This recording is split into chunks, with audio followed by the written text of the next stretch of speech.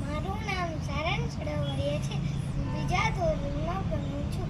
આજનો મારો વિષય છે ઝાડે મને શું કહ્યું.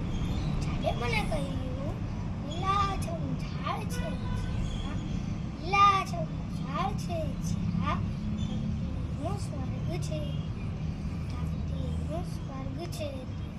ઝાડે મને કહ્યું, હું તમને છાંયો આપું છું, ઠંડો પવન આપું છું, તોય તમે મારી પાસે આવવાના બદલે એસીના પવનની પાછળ શા માટે દોડો છો?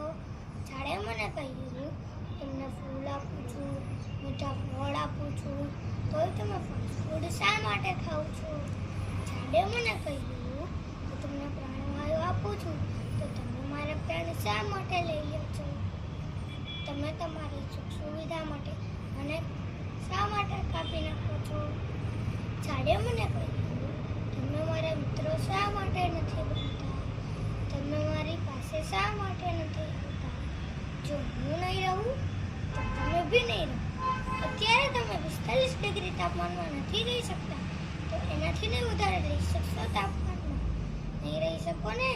તો મોટી મોટી બિલ્ડિંગો બનાવવામાં મને કેમ કાપી નાખો છો? તો ચાલો આપણે ઝાડના મિત્ર બનીએ અને ઝાડની રક્ષા કરીએ.